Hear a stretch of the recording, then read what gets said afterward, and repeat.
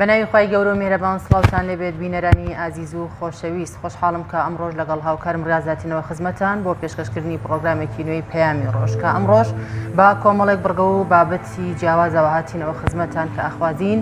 بە تەندروستێکی زۆر باش و بە دڵ و دەروونێکی ئارامەوە تا کۆتایی بینەری پرۆگرامەکەمان. سڵاو و خۆشەویستی بۆ ئێوەی ئازیز و خۆشەویست، تەمەنای ڕۆژێکی پڕ لە ئاسوودەی و کامەرانیتان بۆ خوازین بینەرە خۆشەویستەکانی بەرنامەی پەیامی ڕۆژ لە هەرکوێیەگەن جوانترین سڵاوتان لێبێ. ئەمڕۆ بەرنامەکەمان لە سێ تەوەری سەرەکی پێگاتووە. تەوەری یەکەم و دووەمان لە ڕێی سکایپەوە لە دەرەوەی وڵات دەبێ. تەوەری یەکەمان لە شاری ئەستەمبوڵەوە ماوەی 10 ڕۆژە کۆنگرەیەکی ئیسلامی بۆ خوێندنەوە و ڕاوەکردنی سەحیحی ئیمامی بوخاری بەڕێوەچوە لە هەرێمی کوردستانیشەوە کۆمەڵێ لە زانایان و فێرخوازان بەشداری ئەو کۆنگرەیان کردووە. تەوەری یەکەمان تایبەتە بە گرنگی سەحیحی بوخاری و هۆکاری ئەم کۆنگرەیە کە یەکەم جارە لە مێژووی ئیسلامیدا لە ڕۆژهەڵاتی ناوەڕاست کۆنگرەیەکی لەو شێوەیە ببەسترێ و تێیدا گرنگی و بایەخ و ناوەڕۆکی سەحیحی بوخاری بۆ موسڵمانان ڕوون بکرێتەوە و دواتریش بڕوانامەی بەشداریکردن و سەرکەوتن ببەخشن بە فێرخوازەکان. تەوەری دووەمان لە وڵاتی سویدەوە دەبێت. ڕاهێنەرێکی دەرونی باسی ئەو سەرسامبوونەمان بۆ دەکات کە تاکی کورد بەرامبەر بە کەلتوری ئەوروپی هەیەی، بەڵام سەرسامبوونێک تەنها لە دیوە ڕواڵەتی و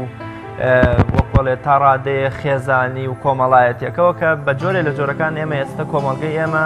لە بواری پەیوەندیە کۆمەڵایەتیەکان، لە بواری خێزان، لە بواری حتا سەرسامبوونمان بە جلوبەرگ و شێوازی خەوتن و هەڵسان و خواردنمان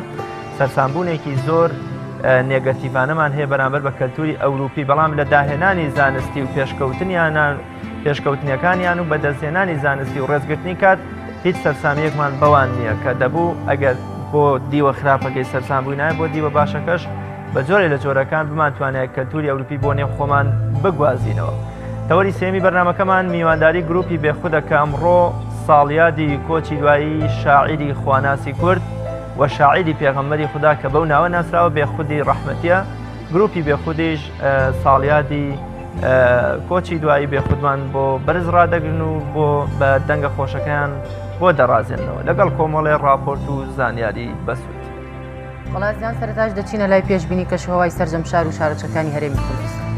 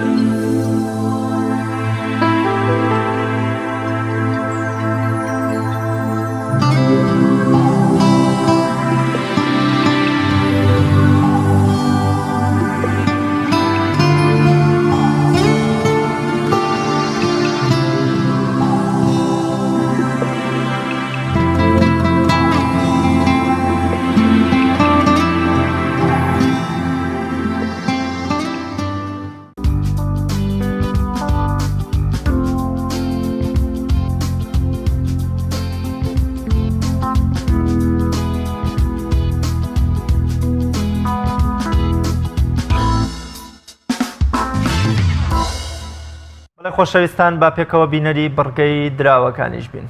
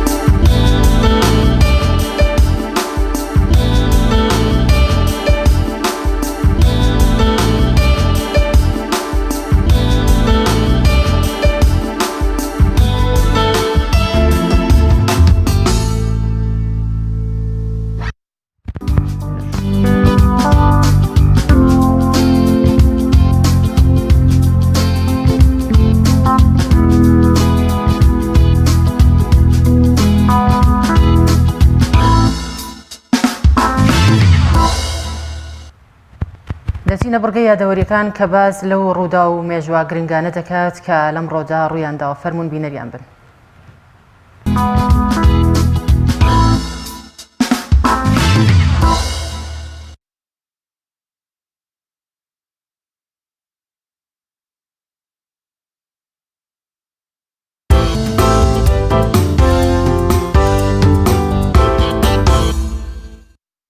بیست و پێنجی هەشتی ساڵی 1955 کۆچی دوایی شاعری خودانەس و لێهاتووی کورد مەلا مەحموودی مەلا ئەمینی موفتی ناسراو بە بێخود یەکێکە لە شاعرە کلاسیکە خواناسەکانی کورد و هێندە لە عەشق و خۆشەویستی پێغەمبەری خودادا تواوەتەوە و شاعری بەباڵا و کەسایەتی پێغەمبەری خوددا و هاوڵانی هەڵگوتووە. نازناوی شاعری پێغەمبەری خودای پێدەدرێت و لە ماوەی تەمەنیدا بینایی هەردوو چاوەکانی لەدەست دەدا و بە شعرێک شەکوە و سکاڵی حاڵی خۆی دەباتە لای پێغەمبەری خوددا، درودی خوای لەسەر بێت. 25 هەشتی ساڵی 1970 لە درێژەی قۆناغا یەک لە دوای یەکەکانی ئەنفالی بەدنەو لەلایەن ڕژێمی بەعسەوە بەرامبەر بە میلەتی ستەمدیدەی کورد قۆناغی هەشتەمی ئەنفال دەستی پێکرد و ماوەی 6 مانگی خایاند و لەو پرۆسەیەدا سوپای بەعس گازی کیمیایی بەرامبەر بە گوندنشینەکانی ناوچەی بادینان بەکارهێنا و ژمارەیەک لە هاوڵاتیانی سڤیلی شەهید کرد. 25 هەشتی ساڵی 1991 دوای ڕۆژێک لە دەست لە کارکێشانەوەی میخائیل گۆرباچۆڤی سەرۆکی حیزبی شۆعی سۆڤیەت و سەرۆک کۆماری ئەو وڵاتە ئاڵای چەکش و داسەکەی ڤلادیمیر لێنینی سەرۆک کۆماری ڕووسیا داگیرایە خوارەوە و ئاڵای پێشووتری ڕووسیا هەڵکرایەوە کە ماوەی 74 ساڵ بوو پشت لەو ئاڵایە کرابوو بە ئاڵای ڕووسیای قەیسەری بەناوبانگ بوو. یەکێتی سۆڤیەت بە ئاڵای چەکش و داسەکەی بانگەشەی ئازادکردن و ڕزگاری بە هەموو چەوسا و کرێکارانی دنیادا بوو، بەڵام تەنها 74 ساڵ توانی ڕێبکات. بۆیە میخائیل گۆرباچۆڤ وەک کۆتا هەمین سەرۆک کۆماری ئەو کۆمارە بەیاننامەی هەرەسێنان و ڕووخان و هەڵوەشانەوەی یەکێتی سۆڤیەتی بە ناوی پەرەیسترۆکا بڵاو کردەوە کە بیرمەندی گەورەی کورد مامۆسا مەسعود محەممەد پێشەوادەیە پێشبینی ڕووخان و هەرەسێنانی یەکێتی سۆڤیەتی کردبوو و هەروەها بۆ گەیاندنی هەمان مەبەستی خۆی نامەیەکی دوور و درێژی ئاراسی گۆرباچۆڤ کردبوو بە ناوی بۆ گۆرباچۆڤی مەزن.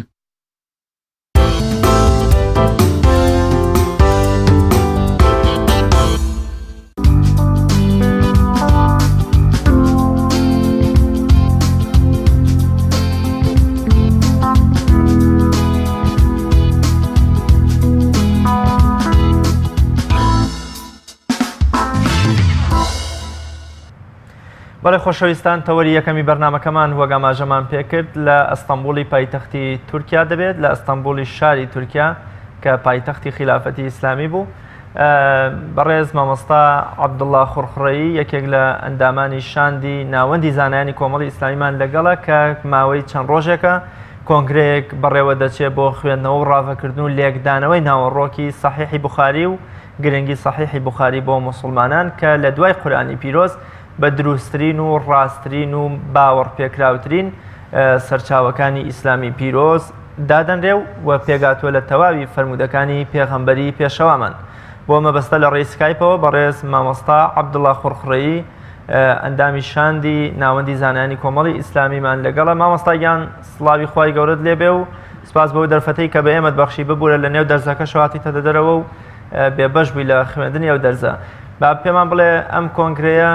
چەند ڕۆژە بەردەوامە و ئەمڕۆ گەشتونەتە چ قۆناغێکی ئەو کۆنگرەیە؟ بسم الله الرحمن الرحیم. سەرەتا سڵاوی خوای گەورە لە جەنابت و لە بینەرانی کەناڵی ئاسمانی پەیام. دیارە وەکو هەموو لە یەکمان دەزانین کە ماوەیەکە پەیتا هێرشی ناڕەوا دەکرێتە سەر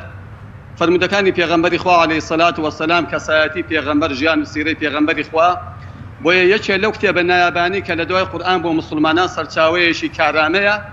بریتیە لە سەحیحی پێشەوا بوخاری ڕەحمەتی خوای لێبێ کە زۆر کەس تانەوتە شەری لێ دەدا و بۆ ئەم مەبەستەش ڕابیتەی ئائیمە و خوتەبا و دوعات العراق واتە پەیوەندی پێشنوێژان و وتارخوێنان و بانخوازانی عێراق هەستا بە سازدانی کۆڕێک لە ئەستەمبوڵ، یەکێ لە شارە گەورەکانی تورکیا، بۆ خوێندنەوە و گوێگرتن لە تێکڕای سەحیحی ئیمامی بوخاری کە لە ڕۆژی 7 2019 دەستی پێ کردووە و لە ڕۆژی 26 2019 کۆتایی دێت. زۆر باشە مامۆستا ئامانج لەم کۆنگرەیە چییە بۆچی تەنها باز لە سەحیحی بوخاری دەکرێت خۆ تەنها سەحیحی بوخاری فەرمودەی نەگەڕاوەتەوە بۆچی تەنها باز لەو دەکرێت لەم کۆنگرێدا مەبەستەکە ئەوەیە کە ناحەزانی ئیسلام دژایەتی ئەم دینە بە قۆناغ پێدادێن ئەوەی کە پێیان کرا بەرامبەر بە قورئان کردیان دواوەی کە خوای گەورە فەرمی ئینا نەحن نەزەلنا الذیکر وئینا لەه لەحافیظون کە دیارە گرنگی پاراستنی قورئانی پیرۆز خوای پەروەردگارە و نە لە مادیدا و نە لە معنەویدا قورئانی پیرۆز دەستکاری ناکرێ بۆیە پیلان و فێڵەکانی خۆیان گواستەوە بۆ قۆناغ و قادرمەی دووهەم کە بریتیە لە فەرمودەکانی پێغەمبەری خوا عەلەیهی سەلات وەسەلام لە پێش هەمووشیانەوە سەحیحی ئیمامی بوخاری کە بە ڕەقەم دوودێ لەسەر چاوە شەرعیەکانی ئیسلامی پیرۆزدا بۆیە ئەو ناحەزانە کە پەلاماری ئیمامی بوخاریاندا وایان زانی وەکو بە قورئان ناوێرن بە بوخاری دەوێرن بەڵام سپاس بۆ خوای گەورە هەم خوای گەورە دینەکەی خۆی دەپارێزێ و هەم مسلمانانی زیرەک و زیندوش هەن کە پارێزگاری لە کلتور و شوێنەوارەکانی ئیسلام دەکەن. زۆر باشە مامۆستا لەم کۆنگرێدا لە چەند وڵاتەوە زانایان بەشدارن؟ لەم کۆنگرەیەدا 43 دەوڵەت داوەتنامە و بانکێشتی بۆ کراوە لە تێکدا جیهاندا 43 دەوڵەت داوای لێکراوە کە بەشدار بێ و 400 کەسایەتی ئامادەی کۆنگرەکەن تاکو ئێستا. ئێوە وەکو زانایانی کۆمەڵ لەم کۆنگرێدا چ بابەتێک بۆ ئێوە سەرنجڕاکێشە؟ ئەوەی کە جێ سەرنجڕاکێشە بەڕاستی زیندووبوونەوە و گەشەکردنی ئیسلام بە تایبەتیەوەی کە بە چاوی خۆمان بینیمان لە ئەستەمبوڵ کە مزگەوتەکانی ئەستەمبوڵ ژمەیان دێ لە نوێژ خوێنان بە تایبەتی ڕۆژانی جومعە لە حەوشەکانیشدا جێگا نابێ لەگەڵ ئەوەیدا کە دیاردەی گەشتیار و گەڕان و سوڕان هەیە بۆ دنیا عەشق و گەڕانەوەیەکی زۆر بەهێزیش هەیە بۆ دینی خوا بە تایبەتی لە ناوچینی گەنج و لاوەکاندا. زانایانی کۆمەڵ لەم کۆنگرێدا ڕۆڵیان چییە وەکو چیەوە بەشداریتان کردووە؟ ئێمە وەکو لایەنێکی کارازما لە هەرێمی کوردستان کە بە فەرمی بانکێشکراوین داوەت کراوین بە ئامادەی خۆمان دەربڕیوە و بە دەکەس بەشداریمان کردووە و سپاس بۆ خوا لە تێگرای دەرسەکاندا ئامادەبوونمان هەیە بەبێ دواکەوتن و هەروەها نزیکەوە قسەمان لەگەڵ خەڵک کردووە کە ئێمەش میلەتێکی مسلمانین و شێپەنجەمان هەیە لە ئاینی ئیسلامدا و خاوەنی کەڵەپیاوی وەکو سەلاحەدینی ئەیوبین و خاوەنی پیاوانی وەکو ئیبن خەلکان و ئیبن خەلدون و سەدان و هەزاران زانایترین کە مێژووی ئیسلام پڕە لە کەڵەپیاوانی کورد و بە شانازیەوە لە نزیکەوە پێشوازیان لێکردین. زۆر باشە مامۆستا بەدەر کۆنگرەکە ڕۆژانە لە کەیەوە بۆ کەی بەردەوامە بێ و تەنها ئایا سەحیحی بوخاری بە بەردەوامی خوێنرێتەوە یان بەونە گوێ لە ڕاو بۆچوون و پرسیاری فێرخوازەکانی ژەگیرێت؟ نەخێر لەبەرەوەی کە فەرمودەکانی ئیمامی بوخاری تقریبا لەو کتێبەی ئێمە دەیخوێنی 6000 فەرمودەیە هەر ئەوەندە پێڕادەگەن کە ئەو کتێبە تەواوکەین بەیانیان لە سەعات 9 دەست پێ دەکات سەعاتێکی دوای نیوەڕۆ کۆتایی دێ و ئێوارەکانی سەعات 5 دەست پێ دەکات سەعات 8 شەو کۆتایی دێ جابۆیە کە لە دواوەی کە کۆڕەکە تەواو دەبێن ڕێپێدان و ئیجازە پێدانیش دەدرێ بە ئامادەبووان بۆی هەر کەسە لە وڵاتی خۆی دیسان ئاوێکی دیکە بکاتەوە بنباخی ئیمامی بوخاری بە پشتیوانی خوای گەورە درێژخایان بین. زۆر باشە مامۆستا ئەو زانایانەی کە فێرخوازان هەڵدەسەنگێنن ئاستی زانستیان چییە و کێن؟ ئەو زانا بەڕێزانە کە لە 13 کەس پێک هاتووە کە زۆربەیان دکتۆران لە علومی حەدیثدا و لە فقی ئیسلامیدا الحەمدولله هەمویان خەڵکانی بەرز و متەواضع و بەڕێزن لە وڵاتانی وەکو سووریا و لوبنان و عێراق و چەندین وڵاتی دیکەدا ئامادە بوون ئەو خەڵکانە هەموو کەسانی بەڕێز و خاوەن ڕێز و حورمەتن و ئەوانە بە مەسنەدەوە لە زانایانی پێش خۆیان وەریان گرتووە و دەیاندت بە خەڵکانی دیکەش بۆ ئەوەی کە ئەم کاروانە پڕ ڕێبوار بێ.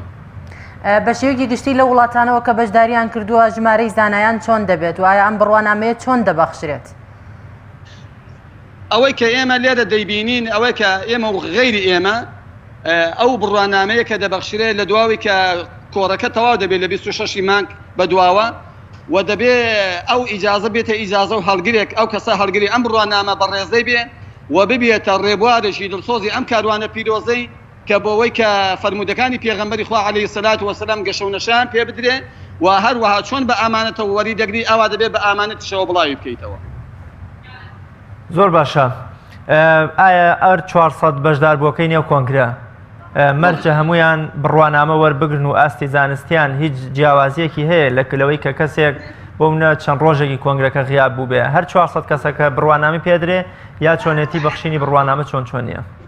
والله ئەمان وەکو لایەنیشی عەدالە کە بە عەدالەت و دادپەروەری دابەشی دەکەن و خەڵکانە کە هاتوون زەحمەتیان کێشاوە لە هەموو چین و توێژەکانیش و ئیتر بەڕاستی دەکەوێتە سەر ئەو لایەنەی کە چی ناردووە ئەو کەسە بە خۆی چی ناردووە کەسانی شایستەیان ناربێ چونکە ئەمە بارێکە و ئامانەتێکە لە سەشان بە هەموو کەسێک هەڵناگیرێ و ئەو لایەنە چی ناردووە خۆی تێدا بەرپرسیار دەبێ بۆیە لەوانەیە لەم کاتەدا هەمووی ئاسی خەڵکەکان وەکو یەک نەبێ بەڵام ئەمان وەکو عەدالەت پەیڕەویکردنی دادپەروەرین هیچ کەسێک بێبەش ناکەن و بڕوانامەکان دەبەخشن ئیتر ئەو کەسە دەکەوێتە بینی خۆی و خوای گەورە هەڵگرتنی ئەو ئامانەتە بە وڵاتەکەی خۆی. زۆر باشە مامۆستا بۆچی لە ناو تەواوی کتێبەکانی فەرموودەدا بۆ یەکەم جار سەحیحی بوخاری هەڵبژێردرا بۆچی ئیمامێکی دیکە هەڵ نەبژێردرا؟ وەکو لە سەرەتادا باسم کرد دوژمنانی دین کە بە چەندەها شێوە پەلاماری قورئانیاندا فاشیل بوون و فەشەلیان هێنا دوای دیارە ئەوانە بە قۆناغ و بە پیلان دەگوازنەوە لە قادرمەی یەکەمەوە بۆ قادرمەی دووهەم لە دوای قورئانی پیرۆز پێشەوا بوخاری دێ ئێستا لە وڵاتی خۆمان و لە غەیری وڵاتی خۆمان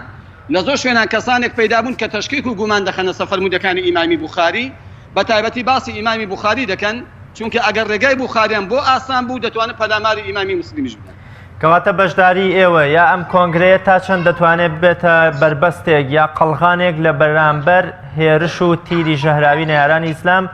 بۆ خودی ئیمامی بوخاری و سەحیحەکەی؟ بە پشتیوانی خوای گەورە ئێمە وەکو خۆمان شانمان داوەتە بەر و بە ئامانەتەوە وەری دەگرین و کاتێک دەگەڕینەوە وڵاتی خۆمان باخەوانیشی باش دەبین بۆ باخەکەی ئیمامی بوخاری و ئەوەی لە توانە و جوهد دەماندا هەبێ شەو ڕۆژ بەیەکەوە گرێ دەدەین بۆ ئەوەی کە کتێبی ئیمامی بوخاری کە دووەم سەرچاوە لە دوای قورئانی پیرۆز ئێمە بە جوانی وەری دەگرین و بەڕاستی سوودێکی زۆریشمان لەم کۆڕەی بینیوە و خوای گەورە پشتیوان بێ بە ئامانەتەوە دەگەین بە کەسانێک کە عەودال بن بۆم ڕێبازە پیرۆزە. زۆر باشە. ئایا ئێوە تەنها ئەم سوودە بۆ خۆتانە و دوایی دێنەوە لە نووسین و وتاری جمعە و کۆڕ و مناسەباتەکانە بەشداری پێکەن یام هەوڵە دەن کۆمەڵی قوتابی و فێرخواز لە دەوری خۆتان کۆ بکەنەوە جارێکی تر ئەو گرنگی و بایەخەی کە لەم کۆنگرێدا ئێوە بەدەستان هێناوە بیگەێنەوە بە خەڵکێکی دیکە؟ دیارە عیلم و زانیاری یەکێکە لە شتەهەرە پیرۆزەکان لە ئیسلامدا هەر کاتێک کە عیلم نەما عەمەلیش نامێنێ بۆیە ئێمە وەکو ئامانەتێک وەرمان گرتووە و هەوڵ دەدەین هەر کەسەمان لە شوێنی خۆمان لە ماڵی خۆمان لە مزگەوتی خۆمان لە شارەکەی خۆمان لە گوندەکەی خۆمان ئەم پەیامە پیرۆزەی کە خەڵکانێک بە ئێمەیان داوە ئەمانەتە لە سەشانی ئێمە هەچ کەسێ بیگەێنێ قازان زەگە و هەچ کەسێک کەم تەرخەمی تێ بگەێنێ پەشێمانی دەچێژێ. بۆچی ڕابطەی ئەو ئەئیمە و عولەما لە هی عێراقە بۆچی شوێنی کۆنگرەکە چۆتە ئەستەمبوڵ؟ هۆکار چییە؟ وەڵی هۆکارەکەی زیاتر ئەوە بۆ دەگەرێتەوە کە زانانی ئەهلی سوننە لە عێراق بێناز و مەزلوم و ئاوارە و دەربەدەرن هەر کەسە و پەرت و بڵاو بوون هەر کەسە و بە وڵاتێکدا ناتوانن لە وڵاتی خۆیاندا ئەم جۆرە کۆڕ و کۆبوونەوانە ببەستن بۆ شوێنێکی وەکو ئەستەمبوڵیش کە بەڕاستی هەمووەکو دەوڵەت هەمووەکو لایەنی جوگرافی ئەمڕۆ شوێنێکی گونجاوە کە پێشوازی لە خەڵکان دەکات و هەموو جۆرە ڕەنگ و دەنگەکان کۆ دەکاتەوە. زۆر باشە مامۆستاگیان کۆتا قسەی جەنابتان ئێمە شتێکمان نەماوە لەبارەی کۆنگرەکە و کەی کۆتایی دێ و چەند ڕۆژیشی خایاند و کۆمەڵی ئەنجام و ئامانجی کۆنگرەکە گە بۆمان باس بکەی و کۆتا قسەی جەنابیشت بێت. وەکو عەرزم کردی ئەسڵی ماوەی بەرنامەی کۆنگرەکە بۆ خۆی 9 ڕۆژ بوو لە هەفتەی 8ەوە بۆ 26ی 8 کۆتایی دێ و اینجا ئێمە سوپاس بخوای گەورە وەکو خۆمان سوود و قازانجێکی زۆر معنەوی و عیلمیمان کردووە و ئەوەی کە ئێستا دەیبینین بەڕاستی دەوەختە بتوانم بڵێم کە ئەمە یەکەم جارە بەم شێوەیە ئێمە دەیکەین و دەیبینین خوێندنەوەی هەموو سەحیحی بوخاری کارێکی کەم نییە نزیکە 7000 فەرمودەی پێغەمبەری خوا عەلەیهی سەلات وەسەلام کە دەخوێندرێتەوە و دەوری دەکرێتەوە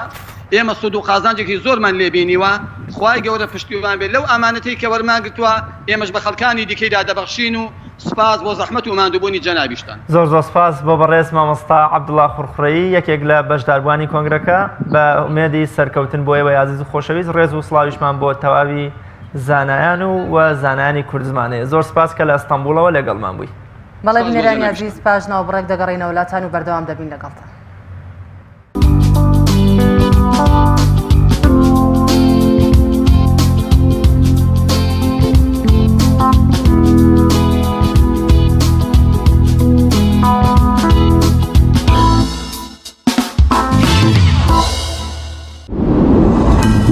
تۆپ ئارت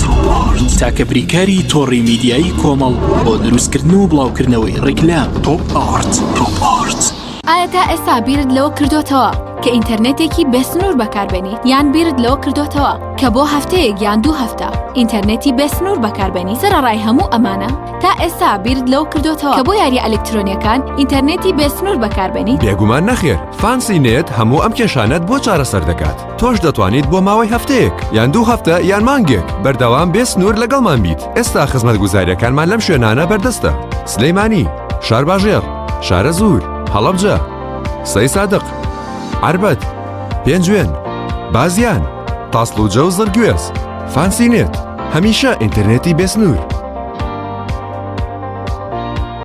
کارگەی شەربەتی خاڵقی گیراوەی خاڵقی بە تامەکانی پرتەقاڵ مێوەژ هەنار لیمۆ و مۆز و ئەنەناس بەرهەم دەهێنرێت تەواوی تامە سروشتیەکانی شەربەتی خاڵقی وێنەی باخێکی پڕمیوەیە کارگەی شەربەتی خاڵقی لەگەڵ 24 ساڵ ئەزمون و بەتامی سروشتی ناونیشان سلێمانی ناوچەی پیشەسازی دوو پشت ئەلبیستەکە کارگەی شەربەتی خاڵقی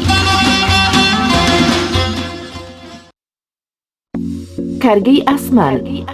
کارگەی ئاسمان بۆ بەرهەمهێنانی نایلۆن و سفرەی سەفەری لە کوردستان سفرەی ئاسمان لە خەمی تەندروستی هەمواندایە سفرەی ئاسمان دوورە لە بەکارهێنانی هەموو ماوەدێکی زیان بەخش وەک ڕیسایکلین بەکارهێنان لە ئێوە دڵنیایی لە ئێمە لە باشترین و خاوێنترین بەرهەمە خۆماڵیەکانە سفرەی ئاسمان ڕازگۆیی لە پێوانەدا خاوێنی لە پێکهاتەدا سفرەی ئاسمان بۆ دەستخستنی سفرەی ئاسمان پەیوەندی بەم ژمارەیەوە بکەن 1970 840 2000 هەمومان حەزمان لە برنجە برنجێک تامی ڕاستەقینەی برنجمان پێ ببەخشێ بازار جمەی دێت لە برنج بەڵام بژاردەی من برنجی دۆلفینسیە بە تام و بۆن هاوشێوەی برنجی کوردیە 100% سروشتیە برنجی خڕی دۆلفینسی شێفە گەورەکان سەرسامەکات بۆیە بێ دوودڵی بژاردی من و کابانی ماڵە تا ئێستا زۆر جۆری برنجم تاقی کردوێتەوە بەڵام هیچیان وەک دۆلفینسی نییە تامێکی ترە ئێوەش دەتوانن تاقیکەنەوە دۆلفینسی باشترینمان بۆ هەڵبژاردن تۆپ ئارت تاکە بریکاری تۆڕی میدیایی کۆمەڵ بۆ دروستکردن و بڵاوکردنەوەی ڕیکلام تۆپ ئارت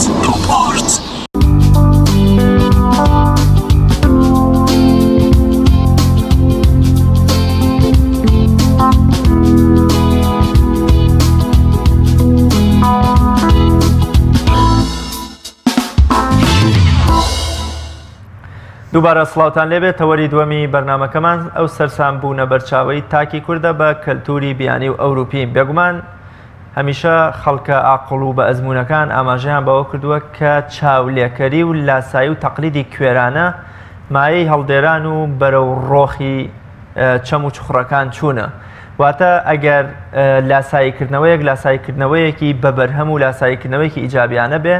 لە داهێنان و لە پێشکەوتن و لە بەهای جوان و لە زۆر شتی کەلتوری جوان ئەوە هیچ نەنگیەکی تیانێ وە خودی فەرمودەکەی پێغەمبەری خوش صلی الله علیه وسلم کە باسی لەوە دەکات کە ئومەتەکەم سەردەمێکیان بەسەرا دێ سەرسامە بن بە ڕۆم و بە فارزیان بە مەسیحی و بە جوولەکەکان مەبەستی شوێنکەوتنی کوێرانە و بێ ئامانجانەیە بۆ مەبەستە کە ئێمە بەردەوام بە جۆرێ لە جۆرەکان لەلایەنە خراپ و داڕوخاوەکانی ئەوروپا تاکی ئێمە خێزانی ئێمە کۆمەڵگەی ئێمە سەرسامە هەر لە شێوازی جلوبەرگمان هەم لە جۆری خواردنمان هەم لە جۆری خەو و هەستان و پەیوەندی زۆر شتی دیکەمان بەڵام ئەوەی جێی مەراق و داخە لە ڕێزگرتنمان بۆ کات لە پاگڕاگرتنی ژینگە لە داهێنانی تەکنەلۆژیا و پێشکەوتنی زانستی و بڕوانامەی بەرزە ئێمە چاومان لەوان نەکردوواتە تەنها لە شتە ڕواڵەتیەکانە یا زۆر جار کە کاڵبوونەوەی پەیوەندیە کۆمەڵایەتیەکان و نەمانی بەهاجوانەکانی کۆمەڵگە و پشتکردن لە خێزان و زیادبوونی خیانتیا و سەرگیری و منداڵی بێسەرپەرشت و بەکارهێنانی مادە هۆشبەرەکان ئێمە وە کۆڵێک کتومت چاو لە ئەوروپاکەین و بە کل لیان لا نادەین بۆم قسەکردن لەسەر ئەم سەرسامە و ئاسەوار و شوێنەوار خراپەکانی میوانداری زۆر بەڕێز مامۆستا عەبدوڵڵا تۆفیق ڕاهێنەری دەروونمان کردە کە لە سویدەوە میوانی بەرنامەکان مامۆستاگیان سڵاوت لێبێ و زۆر سپاس بۆ جەنابەت. پێم خۆش بوو کە جەنابتان کە ماوەیەکی زۆرە لە سوید دانیشن ئەتوانن ئێستا بەراوردێکی نێوان کوردستان و ئەوروپامان بۆ بکەن. ئایا جەنابەت ئەو سەرسامبوونەی کە من لە پێشەکەکەدا ئاماژەم پێکرد جەنابیشتان ئەیبینن وەکو منێک کە لە کوردستانەوەی بینم یا قسە و سەرنجی جەنابەت شتێکی دیکەیە؟ بەڵێ زۆر سپاس بۆ بەڕێز کە ئەم دەرفەتان پێڕوخسانین. لە ڕاستیە سەرەتایەکی جوانت باس کردەوە سەبارەت بە و بەراوردی ئەوروپا و یان بڵێن جیهانی دەرەوە لەگەڵ کوردستانە، هەروەها ئەو خێرا گۆڕانکاری کە لە کوردستانە ئەبێت کە بێتە هۆی ئەوەی کە مرۆڤ بەرەو دۆخێکی خراپتر بەرە لە باتەوەی کە بەرەو باشتر و ئاشتێکی دەرونی و خۆشێک بە مرۆڤ بگەێنێ. ئەمە هەموو یەگەڕێتەوە بۆ ئەوەی کە مرۆڤ ینی بڵێن چەند فەکتەرێک هەیە کە ئەم شتانی وای کردو کە کوردستان بەم شێوەیە بەرێ. ئەوی زۆر بوو کە دوای داڕمانی ڕژەمی بەعسی فاشیزم لە عێراق و کوردستان وای کرد کە بۆ نمونە پەڕەبۆر دروست بوو، هەروەها تەکنۆلۆژیا بەرەبەرە پێشکەوتنەکان تۆزە خێراتر چوون لەوەی کە لە ئەوروپای بینندەکە بەرەبەرە ئەڕات. ئەمە وای کرد کە کوردستان لەگەڵ گلۆبالیسمان لە دنیا بکرێتەوە بە شێوەیەکی زۆر خێرا. پاشان مرۆڤی کورد ئەو شتی تەجروبەی نەکردو پێشتر، بۆیە ئەو گۆڕانکاریانە بە شێوەیەکی زۆر نەگەتیڤ وەرگرتووە کە ئەمەش بۆتە هۆی ئەوەی کە ئەو بارودۆخەنە لەبارەی کە لە کوردستانە دروست کردووە. من ئەمانە هەمووی گەڕێنەوە بۆ ئەوەی کە بینیت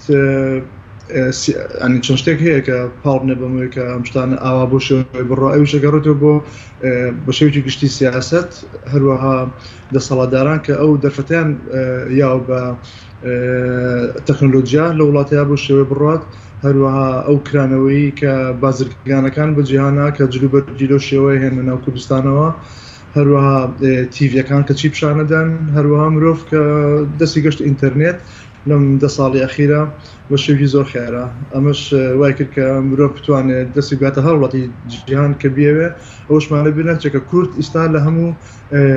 لە زۆربەی وڵاتانی جیهاندا هەن، هەرێکان بە شێوەیە گەڕنەوە کوردستان و جۆرە فکرێکی تازەی هێنەوە ناو کوردستان کە ئەمانە ئەتوانم بڵێم گۆڕانکاری لە ناو هەر خێزانێک یان کۆڵانێک یان شەقام و ناوچەیەکە دروستەکە بۆ خۆی کە هەر کەسێک بچێت لە ناو کۆمەڵی خەڵکە باسی بارودۆخی وڵاتێکی تر بکە ئەوروپا و یان بڵێنە وڵاتی کە تێدا گەڕێتەوە بۆ کوردستان بە باشتری بزانێ، لایەنەکانی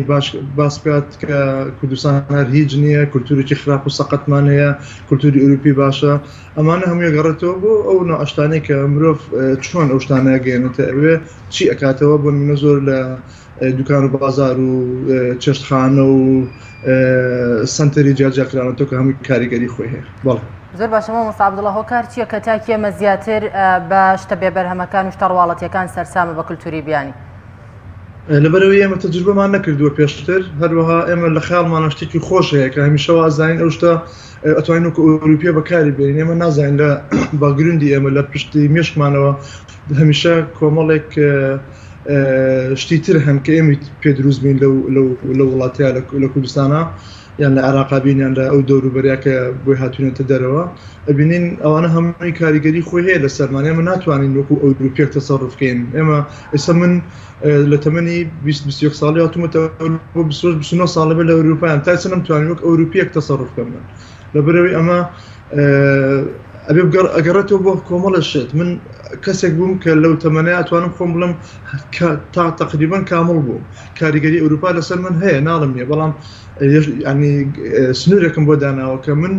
لە شوێنێکەوە هاتم. بەڵام ئەمە فەرقیە لەگەڵ کەسێکە کە لێرە لەدایک بێ لە ئەوروپایە. ئەوانەی کە لێرە لەدایک بوون ڕەنگە زیاتر لە 90 بێ بە ئەوروپی، لە سادەی ئەوەیە کە باوکو دایک تێگەیەن کە ئێمە لە کولتوریچکەوە هاتوین، لە دینێکەوە هاتوین، هەندێ کاریگەری تر هەیە لە سەرمان. بەڵێ زۆر باشە، کەواتە گونجاوە بەڕای بەڕێزت یا خود دەکرێت ئێمە وەکو هەر تاکێک ئەگەر کولتورێکی بیانی بۆ تاکی خۆمان یا بۆ خۆمان بە گونجاوی دابنین لاسایی بکەینەوە پێی سەرسام بین. ئایا تۆ ئەمە بە گونجاو دائنیت؟ زۆر شتی ئەتوانین پێی سەرسام بین. ئەو شتانی کە مرۆڤ لێکی هاتەوە کە کامە ئەم گەێنێتە ژیانێکی باشتر، هەمیشە بۆ ژیانێکی باشتر بگەڕین. ئێمە ژیانی باشتر چیە؟ ینی تۆ ئەوەی ئەو دۆخەکە توی تایت بە باش ێزانیت ئەگەر باشە بەراوردی بکە لەگە وڵاتی چکە کە ئەوان باشتر بن بە هەڵ بن بۆ باشتر بەڵام ئەگەر ئێمە لە دۆخێکی خراپە بینە بێگومان تۆ کتێبێکە خوێن تۆ سوودی لێوەرەگری تۆ وڵاتێکە بینێ بێ سوودی لێوەرگری تۆ فلیمێکە بینی هەر هەواڵێکی دنیا بیستیت ئەبێ ئەو شتانەی کە ئەزانێت سوودی هەیە بۆ تو بۆ کۆمەڵگاکەت بێگومان نەبێ وەریگریتی بیبەخشیت بە چوار دەوری خۆشت. بەڵێ زۆر باشە مامۆستا ئایا وەکو کورد دەڵێ دەنگی دۆهۆڵ لە دوور خۆشە ئەوروپا ئەو باڵەخانەیان بۆ منە بڵێن ئەو بازنە ڕەنگا و ڕنگ و ڕواڵە جوانە لە ناوەوەش لە ڕووی بە باڵاکان لە ڕووی معنەویات و ڕۆحیەوە لە ڕووی خێزان و پاراستنی شیرازی خێزانەوە هێندە جوان و درەوشاوە و پاک و خاوێنە تایەمە لەم دوورەوە هێندە پێی سەرسامبین واتەمە بەسمەوەیە ئایا سەرسامبوون و گەورەی تەنها بریتە لە ڕواڵەت و لە باڵەخانەی بەرز و ڕازاوە جوان یا ئەوروپا ئەوەش نییە کە لە ناواخنا جوان و گەشاوە بێ بەڵکو و داڕوخاوە و لە ڕووی بەها و نەمانی بەها و پەیوەندیە خێزانی و کۆمەڵایەتی و بەها ڕۆحیەکانەوە ئەو سەرسامیە ئێمە شتێکی نەگونجا و نادروستە. بەڕێ من سەرسامبوون بە کەش و هەواکەی بە تەکنۆلۆجیاکەی ئەمە شتێکی زۆر باشە بەس وەکو کولتوری ئەوروپی ڕەنگە ئێمە بڵێم ئەنی تۆزێ ناگونجێ لەگەڵ کولتوری ئێمەیە ئەتەرەوە کەسە خۆی هەرێک و ئازا دەکەێت توانێت خۆی بگونجێن لەگەڵ ئەوە یانە پێ سەرسام بێت لەبەرێ مرە با بڵێن ئازادە بەڵام لەگەڵەوەشە ئەبینین کە ئەوروپا هەندشتی بەڕاستیشتی جوانی زۆری هەیە بۆ نمونە مرۆڤ لەگەڵ خێزانی خۆیان زۆرترین کاتە باتە سەر لەگەڵەوەی ئەگە بەراوردکەی لەگەڵ کوردستانە لە کوردستان کەمترین کات یعنی ئەگەر کاتێکی کەمیشان هەبێ ئێوارەکە یەبێت تەلەفۆن بۆ برادێ بکەن یان بچنە دەرەوە یەکیکە ببینن یعنی کەمترین کات پێکەوەن لەگەڵ ماڵم ناڵە ئەمە ئەوروپا لەمەیان زۆر جوانە بەڕاستی پاشان ئەبینی لە کارکردنە هەرێکە و مافی خۆیزان لە ئیش و کارە ئانی ئیشەکە تەوزیع کراوە بەسەر خەڵکە پێشەوەی کە تۆ دائەمەزی لە شوێنەکە ئەڵێ ئەمە بەهاکانتە ئەمە ئەم شتانە تۆتوانی پێڕۆکەی مە ڕۆتیناتی ئیشەکەمانە ئەمە حەقی خۆشتە کار کاتێ هەڵەیەکرا توانانی بگەیتە ئەم شوێنە بەڵام لە کوردستانە ئەمە نابینرێ بۆ نمونە ئەو بیوکراتی ئەو ئەوراق و نازانم ئیشی و کار بە وەرەقە لە کوردستانە جێبەجێکرێکە جاری وهەیە لێرە بە تەلەفۆنە جێبەجێکرێت لە کوردستانە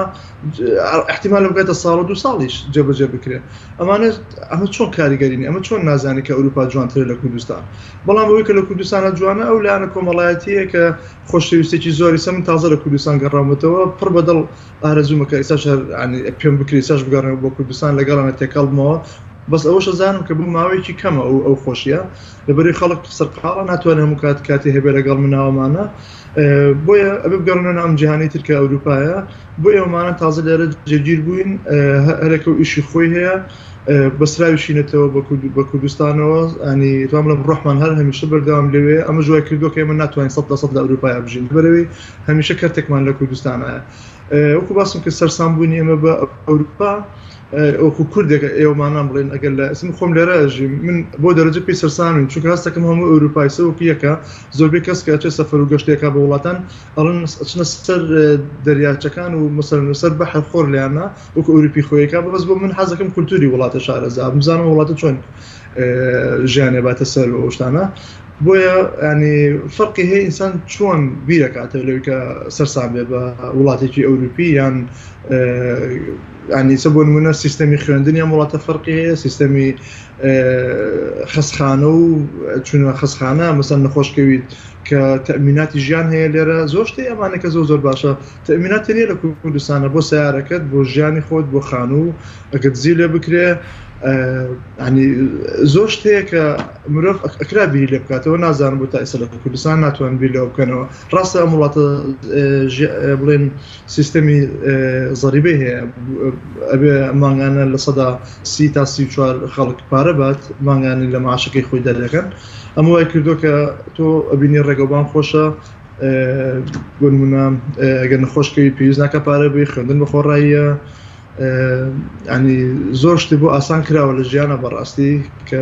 هەمووی گەڕێتەوە بۆ مۆزەی پارە لە کوردستانە نەتوانراوە تا ئیسا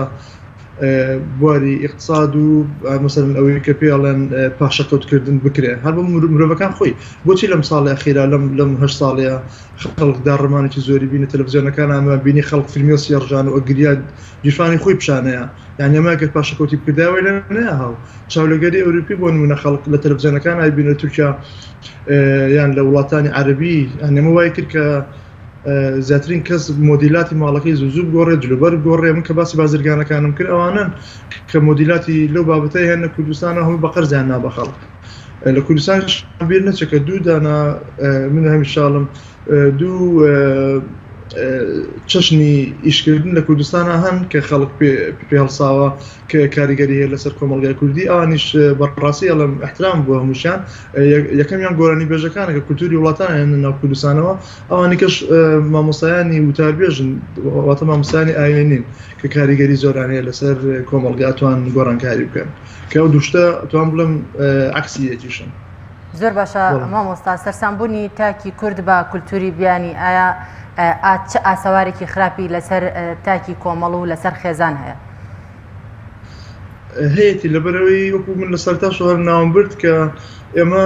لە کولتوریچکەوە هاتوین ینی من بژ ئەگەر لە کوردستان بژیم خۆم بمێ خێزانەکەش بگۆڕمە بینی براکانم بە شێوەیەکە بیرەکانەوە دایکم خوشکم باوکم کەسوکار تەسیراتیان هەبێت لەسەری لەبەرەوە من ناتوانم وەکو کەسێکی ئەوروپی تەسەڕف بکەم لە شوێنێکی وایە بۆیە بۆ نمونە من کە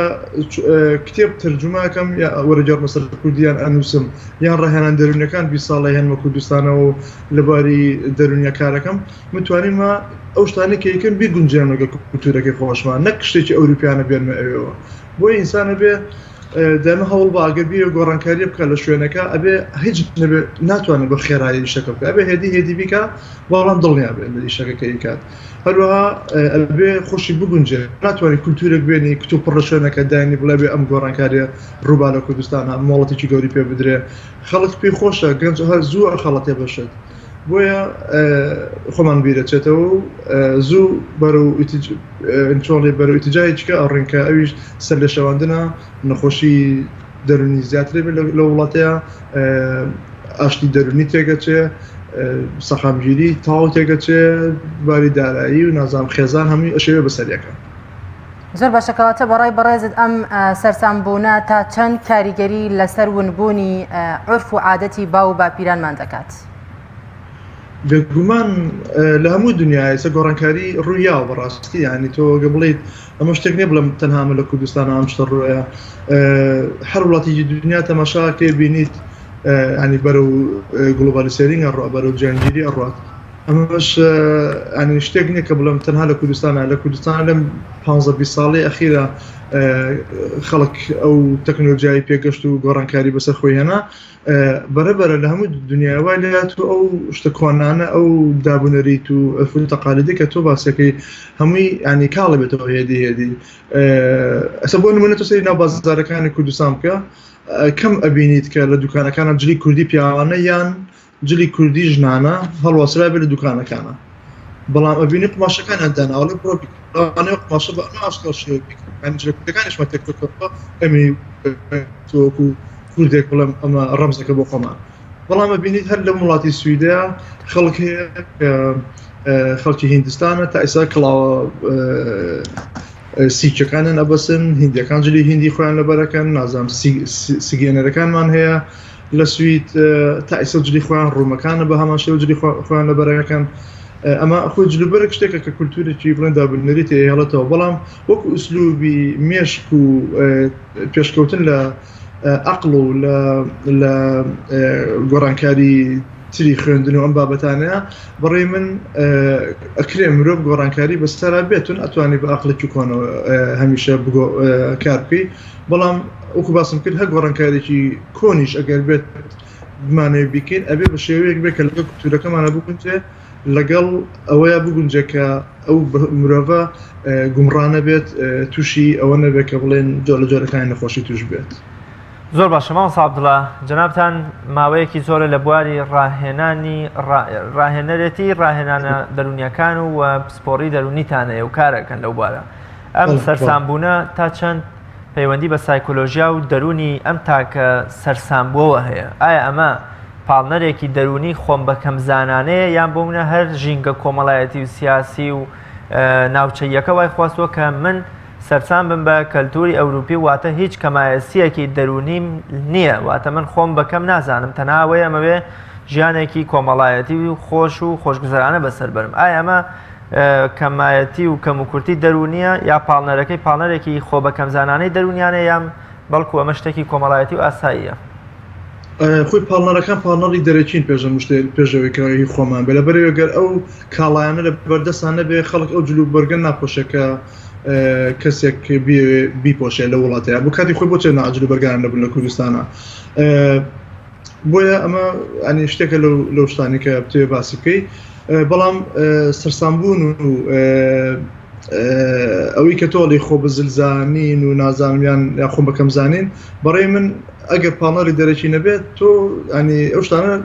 وە بە ئاسانی مرۆڤ ناتوانێت بگۆڕێت. مرۆڤ ڕاست ئەگەر خۆش حەزی بە شتێک بێ بەڵام ئەبێ شتەکانی لە بەردەما بێ و بتوانێت بەکاریان بێنێ. بەڵام مرۆڤی کوردی خۆمان با بڵێن لەم چەند ساڵی ئەخیرا نەک بڵم خۆی بەکەم ئەزانی بەڵکو لوودبەرزێکی بەخۆ بینی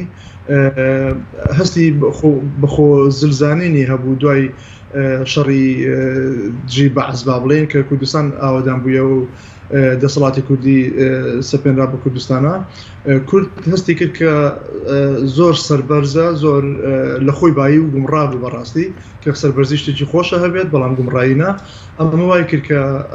حەزی کرد لەگەڵەوە شاوەکو ئەوروپیەک تەسەڕوفکە وەکو کەسێکی کە هەموو شتەکان لە بەردەستیا بێ ئەبینی هەتا ئیساژ ئەبینی خەڵک پاری نییە بەڵام بە قەرز ئەچێت جوانترین ساری سفرەهێنێت بەکارهێنێ ئەمانە هەمووی بگومە کاریگەری هەیە لەسەر ناوی مرۆڤ کە بەرەو ئەو بچەکە بڵێن داڕوخانێکەی داڕوخانی دەرونێت چێت مرۆڤ ناڵم خۆی بەکەم بزانێت بەڵام ئەبێت واش بکە کە ئەو خۆ بڵێن بڕابەخۆبوونێ دروستکار ناوخۆیە چونکە هەموو بڕابەخۆبوونێکیش واکە لە مرۆڤ کە دەستی بگاتە شتی باشتر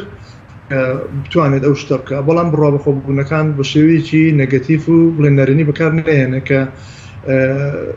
ببێت ئەوەی کەم باسم کە خۆ بە زلزانانی لێ بکەوێتەوە. زۆر باشە مامۆستا کارکردن بۆ نهێشتنی ئەم بابەتە نامۆیە بەڕای بەڕێزت ئایا زەحمەتە یان ئاسان و دەکرێت چۆن جێبەجێ بکرێت و ئایا چی بکرێت بۆ ئەوەی کە تاکی ئەمە لەبری ئەوەی کە زیاتر سەرسام بن بە کولتوری بیانی یاخۆ لاسایی زیاتر ڕێگە بە تەقلیدکردنەوە بدەن یان ئەوەیە کە هەوڵ بن داهێنان دابێنن لەبری ئەم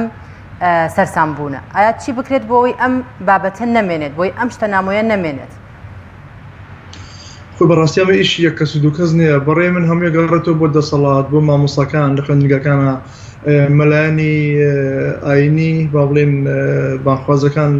قسووری ناکەن بەردەوامن لە وتارەکانیان لەو بارەیەوە بەڵام هەستەکەم لەوشە تۆزێ کەم و کوڕی هەیە لە بینیانە جیاوازیە بینێ لە بینیانە بەداخەوە بە ئەوە نەبایە بە هەمان شێوەش مرۆڤ بەبێ خۆی یعنی سا دەستێکاتە هەموو شتێک لە جیهانە ئەگەر مرۆڤ خۆی بیە گۆڕانکاری بکە ئەتوانێت بیکە ئەوە ینی یەکێکە لە هەرە خاڵە سەرەکیەکانی مرۆڤ چونکە کەس ناتوانێت کەس بگۆڕێ ئەگە مرۆڤەکە خۆی نێ چونکە جۆگر نابێ و کاتانە کتێبێکی زۆر لە بەردەستا هەن بەداخەوە کتێب هەرزان فرۆشەکرێت لە بازارەکانی کوردستانە کەس نایکڕێت ئەم تیڤیانە کە زۆرن من بەڕێی من یەکێ لەو کارانەشی کە خراپن کە کارێکی نەگەتیفی دووردەستا خەڵگەوەیە کە ینی ئەتوانم بڵێم بەداخەوە هەموو کەسەکە هێنرێتە سەر تەلەڤیزیۆنەکان لە ڕۆژەکان نزیکەی 15 تا 20 دەموچاوی جیاجیا ئەبینرێ هەمویان خۆیان تاقیەکەنەوە لە قسەکردنە شەرنی هەمویان قسەی ڕاست بڵێن هەر لە بۆ نمونە لەباری دەرونیا 5-6 کەسە هێنی هەرەکان بە شێوەیەک لە ئاوازێکی خوێنن یەکێک بۆ نمونە ئەڵێ ئەگەر کێشت هەبوو تۆ کێشەکەت بگەیانە بە دووسێ کەسی برادری چاکت هەبێ ئەبێ قسەیان بۆ بجێڕیتەوە لای کەشەوەڵە نە بە کەس ماڵێ لەگە خۆیان قسە بکە لای چکەڵێ ئەنی هەرێکەوە بە شێوەیەک شتەکان لێگەیاتەوە و ئەمە باری دەرونیە ڕاستە هەرێک و فکری خۆیەگەیانێ بەڵام ئەمە شێواندنە دروستە بێ لە ناو خەڵکە من ئاڵێم ئەگەر ئەنی زیادبوونی تەلەڤیزیۆنەکانیش بۆ سەرچاوەیەکە بۆ کێشە دروستکردن بۆیە بڕکردنی ئەمانە ئەبێ لە زۆر بارەوە خەریکی زۆر باشە مامۆستا عەبدوڵڵا بەردەوام دانیشتنی خێزانی ئێمە تاکی ئێمە بە دیار زنجیرە درامایەکی 900 ئەڵقەی زیاترەوە واتە داگیرکردنی بەشێکی زۆری کات و ژیانی خێزانی ئێمە تاکی ئێمە بە دیار زنجیرە دراماکان و فلیمە بیانیەکانەوە تا چەند هۆکاری ئەم سەرسامبوونەیە کاتێک خێزانێکی کورد لەوەی کە موچەکەی ناگاتە 10-15 مانگ بەڵام سەرسامە بە خێزانێکی ئەوروپی کە ینی بە شێوازێکی زۆر ناواقیعیانە بە تەمسیلیانە جلوبەرگێکی جوان ئۆتۆمبیلێکی کەشخە حەوشەیەکی فراوان پڕ لە سەوزایی ینی شێوازی ژیانێکیان هەیە کە هایلاوانە ئەژی. ئایا ئەم زنجیرە درامانە تۆڕە کۆمەڵایەتەکان تا چەند کاریگەریان هەبووە لەسەر ئەم سەرسامیەی تاکیێمە بەرامبەر بە کەلتوری بیانی؟ بێگومانەوە بڵێم وەڵامە هەموو کەسێک ئەتوانێت بڵێ بێگومان سەرسامی هەیە کاریگەری خۆی هەبووە بە شێوەیەکی زۆر نەرێنی لەبەرەوەی تۆ هەرە بینی لەم 20 ساڵێکە باسی 20 ساڵێ کۆتایی بکەین لە تەمەنمانایان لە ژیانی پێشکەوتنی کوردستانەکەەوەی ناوبەرین ئەبینین ئەو زنجیرە درامایانەی تووشەکان بە تایبەتی یانە عەرەبیانە وای کردووە کە خەڵک ینی ڕێکبی و تەقلیدی ئەو بکات. هەرچەندە مرۆڤ خۆی وەکو باسم کرد ئازادە حەزەکە بە خەیاڵ لە شوێنێکی خۆشابژی خۆمە خراپ نییە گەر تۆ خەیاڵکەی لە شوێنێکی خۆشابژیت بۆی ئارامەکە پێبەخشێ بەڵام نەک تۆ وای لێبێ کە بچیتە ناو ئەو حەڵقەیەوە تو بزانانی لەگەڵ ئەوەیە ئەژیت تەسەڕوفاتی وا لە بکەیت جلوبەرگە دوای لێ بکەی کەشخێتی دوای لێ بکەی ئەم پێویستی بە هوشیارێکی زۆر گەورە هەیە بەڕاستی زۆربەی ماڵشێوانەکانی سەری وڵاتانی عەرەبیش کە هەر لە سعودیەوە بگرێت تا کوێت و نازام تا خۆمان عێراق و کوردستان و سووریا ئەم چوار دەورەش ئەبینی شێوانێکی زۆری بەسەر هاتوو بەهۆی ئەم زنجیرە درامایانەوە بێگومان تەسیرێکی ینی گەورەی هەیە هەموو کەسێک شەوی بینیوە هەر لە تەجمیلاتی دەموچاو و شێوەکانی ترەوە بگرە لە پۆشینی جلوبەرگەوە هەر لە سەرفکردنی پارە و بۆ گەشتکردن بۆ وڵاتانی دەرە بەبێ ئەوەی کە هیچ سوودێ بەڕاستی سوودە بگەڕێنیتەوە بۆ کوردستان هەر پارە سەرفکردنە من کەی بوو هەر لە باسی گەشتکردن و ئەو گەشتانەی کە مامۆسایانی زانکۆم بینیوە من لە وڵاتی سویدا کە هاتوون بۆ سەردان بۆ ئێرە بۆی کە بەحسابیەوەی کە بڵێن بچنە شوێنەکە فێری هەندە شت بن وەکو دراسە شتیوە بەڵام بڕۆکەی کە قسەم لەگەڵا کردوون باسی کەشوهاواقییان کرد چۆن خۆشە ئەو پارکە زۆر جوان بوو نازام سیاریان جوانە ئێرە خەڵکی ئێرە ئەنتۆ لە جاتی ئەوەی کە باسی ئەوم بکە کە چی فێر بووە فێری ئەوە بوونیانی ئەنی تەنانەت گەشتەکانیان ئەو پارە سەرفکردن بۆ شتانە بووە ینی ئەبینی خەڵک یەکسەری ئەو شتێکە لێ کەمە ئەوێت ئەو وەرگێت بباتەوە بۆ کوردستان جار لە زنجیرە درامەکانش بە هەمان شێوە چی لەکەم بۆ ئەوە بێتەوە بۆ ناو ماڵەکە خۆت. زۆر باشە مامۆستا عەبدوڵڵا ئایا داڕوخانی ئەخلاق لەم کۆمەڵگەیە هۆکارەکەی بۆ لاساییکردنەوە یان بۆ سەرسامبوونی ئەم کلتورە بیانیە ناگەڕێتەوە چونکە وەک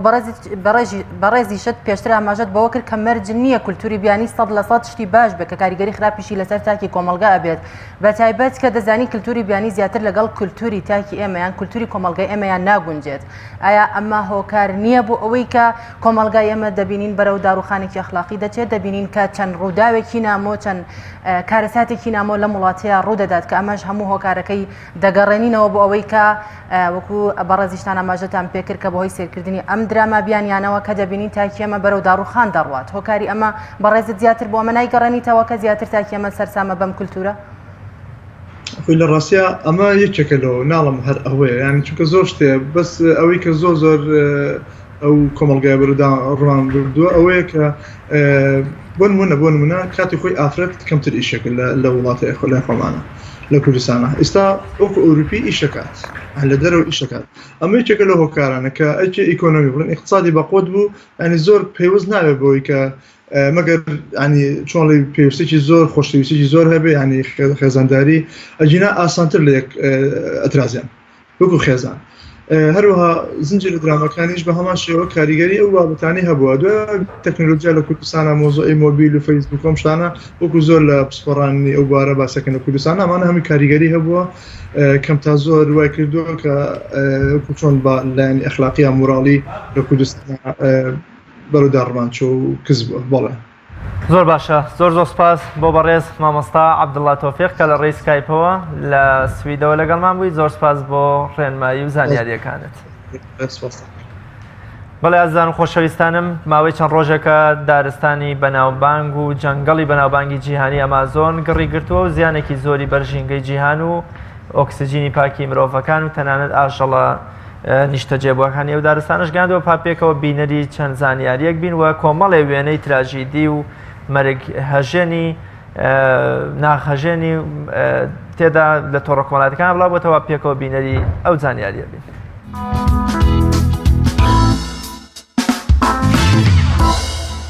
ژینگەی مرۆڤایەتی لە بەردەم مەترسیەکی گەورەدا. چەند ڕۆژێکە دارستانی گەورە و بەناوبانگی ئەمازۆن گڕی تێبەر بووە ئەمازۆن و دارستانەکەی یەکێکن لە گەورەترین هۆکارەکانی بەرجەستەکردنی ئۆکسجینی هەموو مرۆڤایەتی و ساڵانە یەک لە سەرسەی ئۆکسجینی هەموو جیهان دابین دەکەن.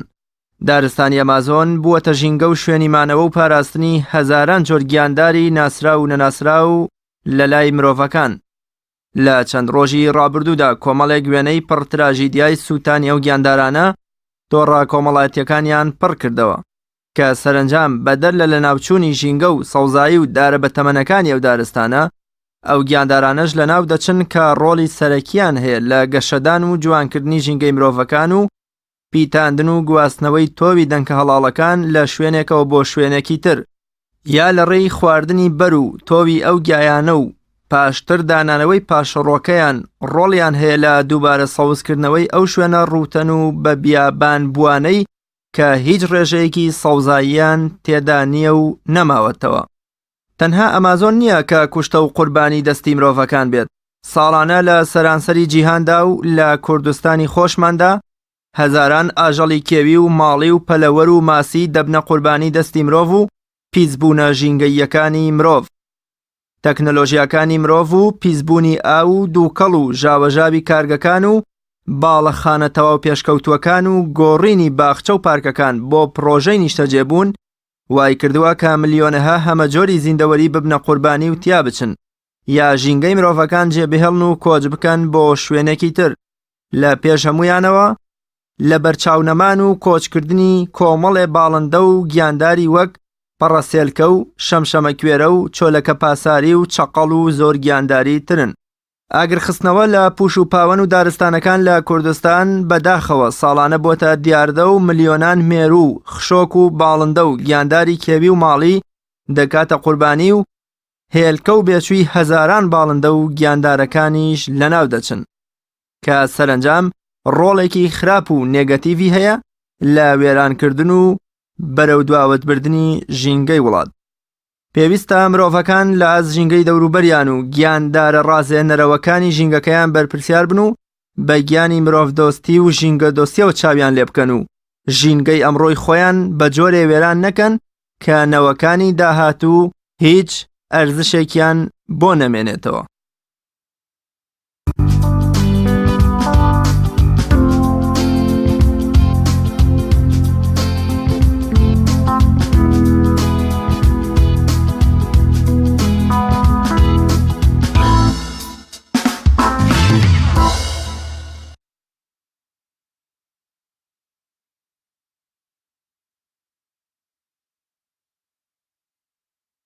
سڵاوتان لێبێ خۆشەویستان، زانیاریەک لەبارەی درەخت و نەمامی سەبەحبەح کە ئەو درەختە چڕ و سێبەرخۆشەیەکە لە زۆربەی شوێنە گشتیەکانە هەمومان دەیبینین.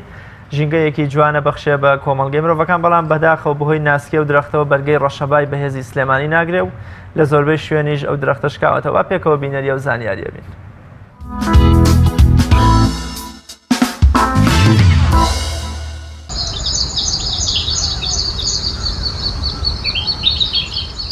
ئایا داری سەبەحبەح یا چەتر ژەهراویە؟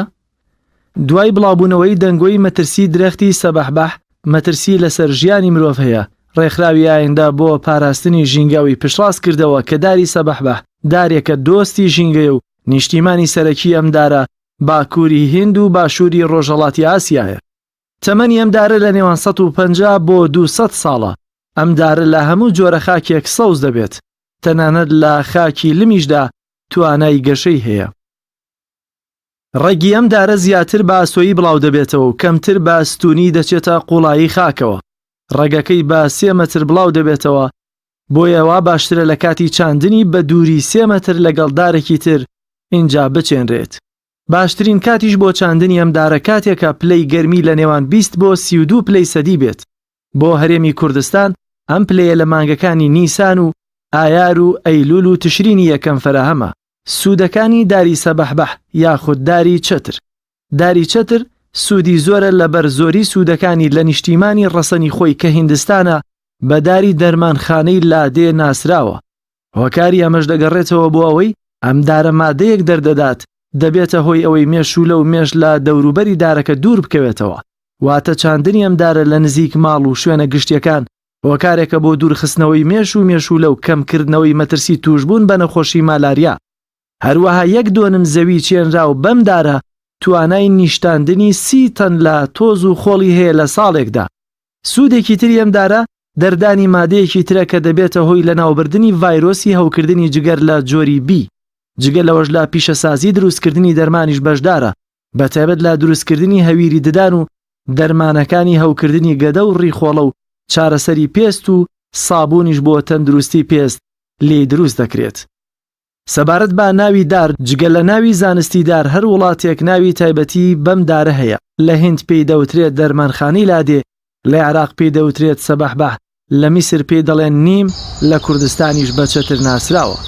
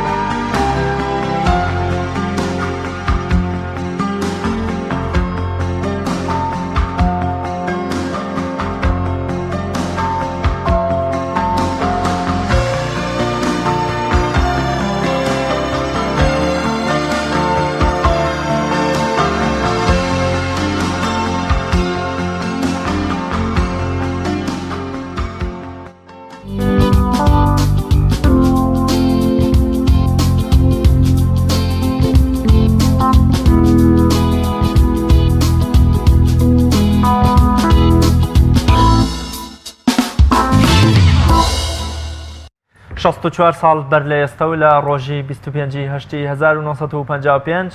شاعیری خواناس و بەهەست و ناسکی کورد بێخود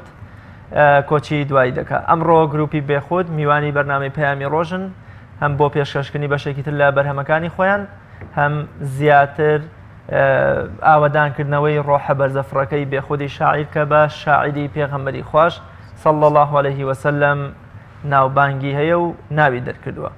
هەریەک لە بەڕێزان کاک ئەلەن سەردار و کاک محەممەد ئامانج وەکو مەداحەکان زۆر بەخێر بێن، کاک ڕاستان و کاک محەممەد و کاک ڕابێژێ وەجاخوا بەخێر بێن کامڕۆ بە دەست و پەنجە ناسکەکەتان بەرنامەکەمان بۆ ڕازێنەوە بە دەف و دەنگی ئەمانیش زیاتر ڕەونەقدارترەکەن. زۆر بەخێر بێن. سەرەتا چیتان هەیە ئەمڕۆ ساڵیادی کۆچی دوایی بێخودەوەیەوەش لە خۆشەویستی بێخودا ناوی گروپەکەتان بە بێخود ناوناوە؟ سەرەتا زۆر سپاس هاتینەوە ماڵەکەی خۆمانم دەشی بێنەوە بێرە و بێنە خزمەتان. زۆر سپاسانەکەین. مامۆسای بێخود یعنی ئێمە کە گروپمان ناونە بە ناوی بێخودەوە، ڕاستیەکەی هەر ئەوە بوو ساڵێک و 4 ڕۆژ لەمەوبەر لە یەکەم ڕۆژی جەژنی قوربانە هەر لە پێیان بوو ناوەکەمان هەڵبژاردە و کاکە محەممەدە توان ناوێنین بێخود. لەوەرەوەی شاعیری گەورە بێخود زۆر عاشق بە پێغەمبەری خوا و زۆر عاشق بە ڕەوزەی پێغەمبەر و بە مەدینەی پێغەمبەری خوا صلی الله عليه وسلم. لەوە ناومانە ئەوە ئیتر خوای گەورەش تەقدیری وایە 64 ساڵەمەوە پێش کابرایەک شعری بەسەر پێغەمبەری خوا صلی الله عليه وسلم لە ساڵی 2019 کۆمەڵی گەنج ناوی گروپێک و ناوی دەستێگەنێن بە ناویەوە کابرایەوە. سەلامەت یا ڕەبی. بە وەکو لە زیاتر کاتەکەمان بچین بە بەرهەمەکانتان، لەوە چه خەڵک حەزی لە بەرهەمەکانە لە دەنگە خۆشەکانتانە، بە چ بەرهەمێکمان پێشکەشەکەن ئێستا؟ وەک زۆربەی جارەکان ئەو شعرەی بێخود بەوە دەست پێکە ئینشاءڵڵا ئەوەی دڵی من لەو ڕۆژەوە ڕۆیشتووە تۆراوە دڵی من تاوانەوە شعرە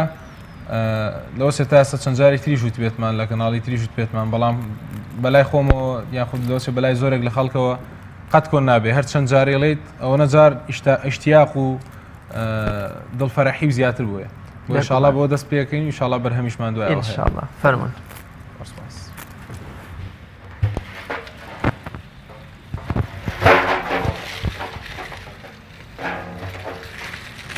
لەو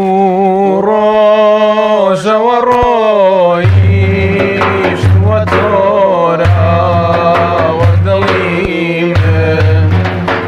هەرچەند دەگەڕێم بێ سەر و شوێن ماوە دڵی من ئاخۆ بە چ شاخێکەوە گیرسا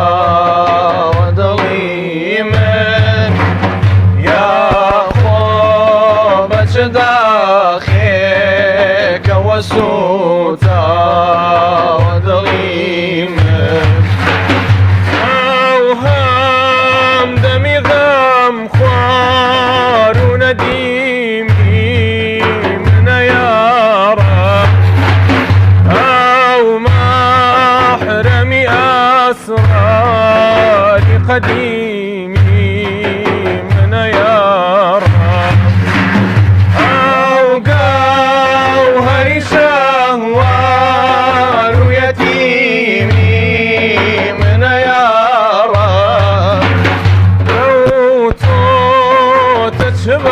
بحرێکەوە خنکاوە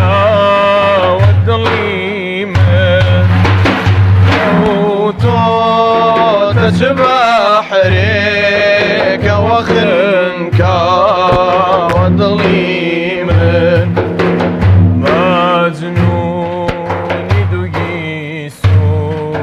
هیچ لەیلایەکە ئاخۆ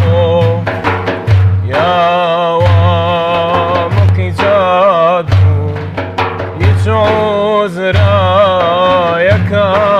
خۆ دێوانەی ئاهوو هیچ سەحرایەکە خۆ کەمچی ڕەپەریدی وەکە ترساوە دڵی من ئایە دڵی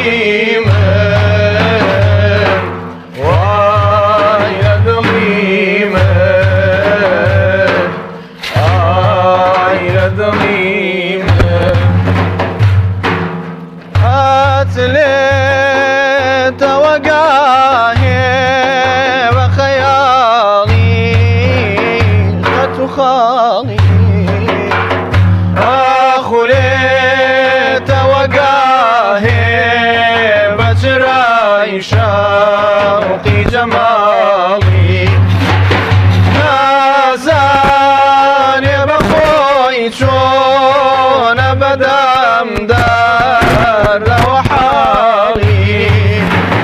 وەک پوش و بەڵاشێکە بەدەم باوە دڵی من وەک پوش و بەڵاشێکە بەدەم باوە دڵی من ئای لە دڵی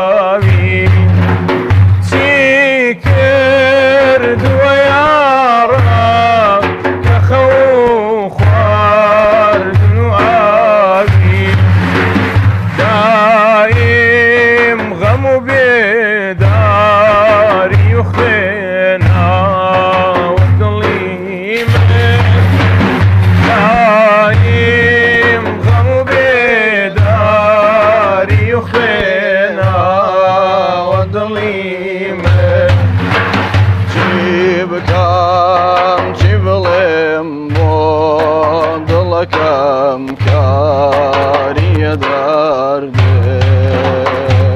چی بکەم چی بڵێم بۆ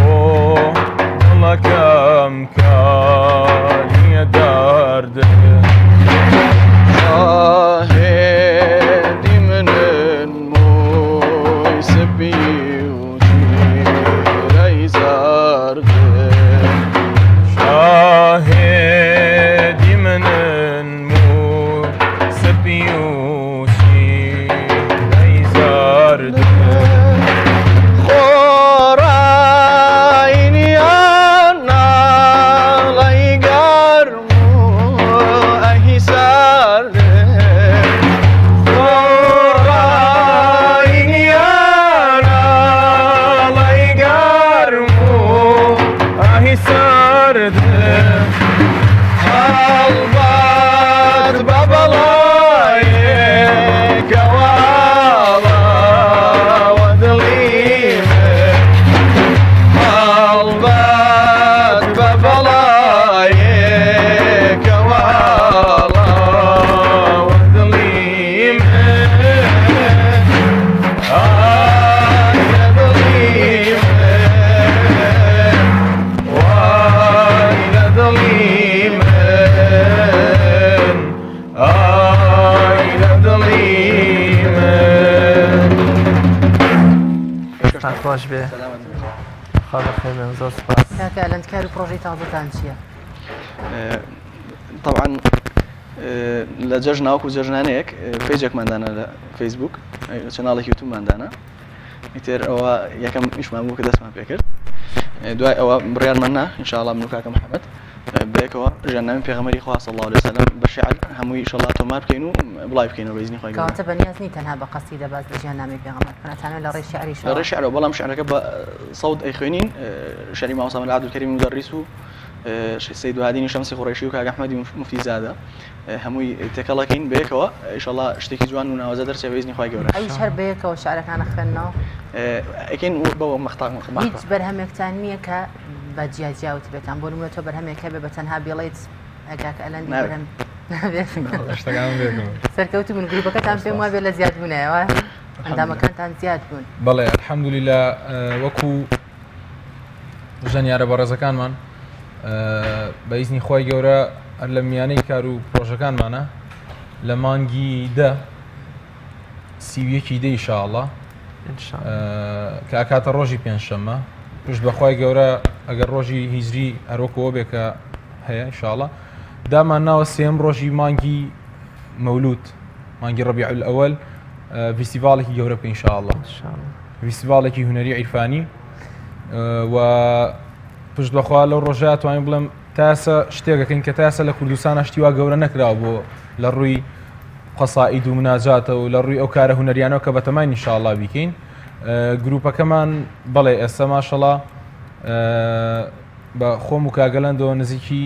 حەڤە کەسین. سەرکەوتوو بن ئەو فیستیڤاڵی کە بەنیازن بە ئەنجام بگەن تەنها گروپی خۆتان بەشدارە و ئایا کی هاوکارتانە لە ئەو فیستیڤاڵی کە باسیەکەم ئینشاءالله وەکو خۆمان وەکو گروپ بەس گروپی بێخودیتیاوێ چونکە زیاتر هەم بەرهەمەکانی کە خۆمان هەمانە ئەوانە بەتەماین ئامادەکەین و بیڵێین بەڵام بە شێوەیەکی جیاوازتر لەبەرەوەی ئەو کاتە مەسەلەن لەبری ئەوەی کە ئێستا ئەم خۆشەویستانە سێ دەفژەن لێرا دەفئەژەنێ لەو کاتان نزیکی دەبۆ 12 زیاتریش هەر دەفژەن دەفەژەنێ بێجگەلەوەی کە قەسیدە حازرەکەین پشت بەخوای گەورە بابەتی پارچەی میوزیکیشمانەیە یعنی هەر بەتەنیا قەسیدە نییە. کێ هاوکارتانە لە کلێ وەکو هاوکاری ئەتوانم بڵێم ئێمە تەنیا خۆمان هاوکاری خۆمانین هەر گروپەکە خۆمان بۆ خۆمان ئەم ئەزیزانە هەر یەکە و لە لای خۆیەوە دەستێکی یاوەتە ئیشەکە و بە کوردیەکەی خۆمان هەوڵین ئەو شتانە بکەین کە هەیە ینی هیچ لایەن و کۆمەڵ و شوێنێک بە نەهاتۆ بڵێ مەسەن من سپۆنسەرتانەکەم یا مەسەن بڵێ من شتێکی واکەم ئیلا ئەو بۆ ئەوەی بەزێوەمەتانە ئەلان کردووە بەدەر لەوەی کە ئێستا بەڕێزت ئاماژەت پێ لە هیچ پیجێک ئەکاوتی خۆتانە ئەلانتان کرد تا کەسێک هاوکارتان بێت نەخێر تا ئێستا ئیعلانمان نەکردووەکو ئەوە بەڵام پشت بەخوای گەورە بۆ ئەوان تەسەورەکەم لە ڕووی ئیعلامیەوە لە ڕووی سپۆنسەر و ئەو شتانەوە پێویستمان پێوێت چونکە فیستیڤالەکە فیستیڤالێکی شەڵا جوانە بێ و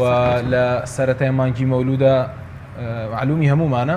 هەموو ساڵێکە مانگی مەولودیەت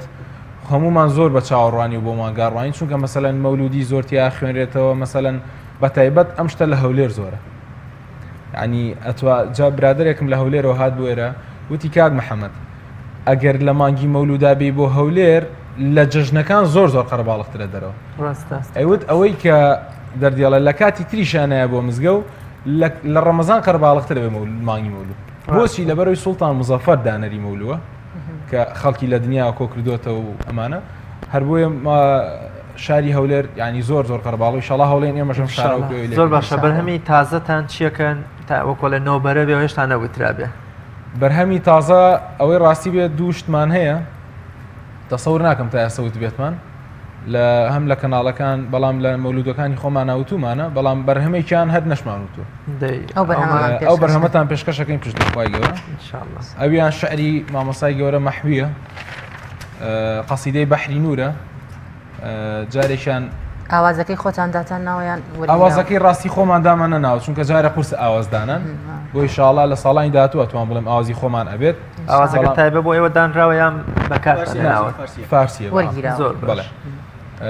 جا ئینشاڵڵا ئێستا پێشکەشتانیەکەین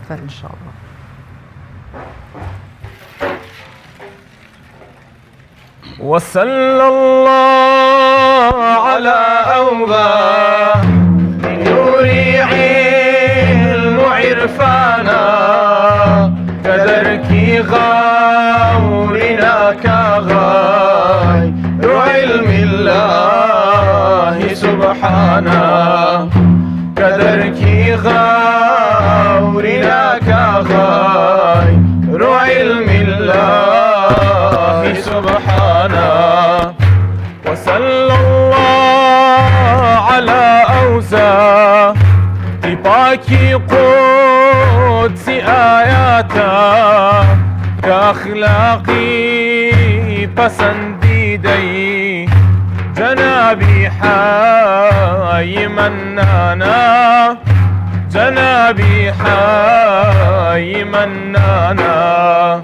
وصلى الله على أوباح نور علم عرفانا كدركي غورنا كغاي علم الله سبحانه كدركي غورنا كغاي علم الله سبحانه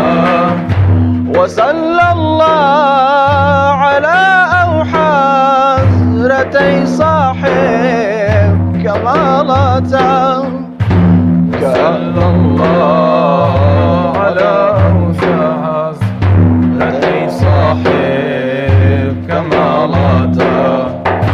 كأعلى معجزي قربا نبم من نور قرآنا وصلى الله على أوباح نور علم عرفانا كذركي غاورنا كغاي علم الله سبحانه وصلى الله على أوباح نور علم عرفانا كدركي غاورنا كغاي علم الله سبحانه كدركي غاورنا كغاي علم الله سبحانه للتاريكي شوي كفرا بيت دملام عيكيدا للتاريكي شوي كفرا بيك دملام عيكيدا 1440 هێشتا دنیا چراخانە 1440 هێشتا دنیا چراخانە وصلى الله على أوبار لنوري علم وعرفانا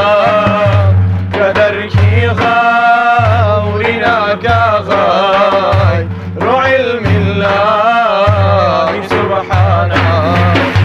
كدركي غاورنا كغاي رو علم الله سبحانه لتاريكي شوي كفرا فيكدم لام عيكي دا لتاريكي شوي كفرا فيكدم لام عيكي دا 1440 هێشتا دنیا چراخانە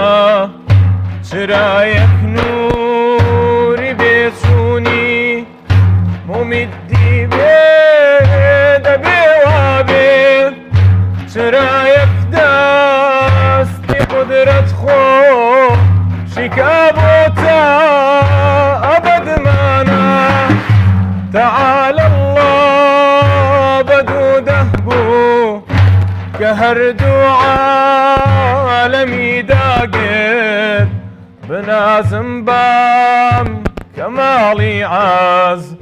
محزموشاو كتوشانا بنازم بام كمالي عاز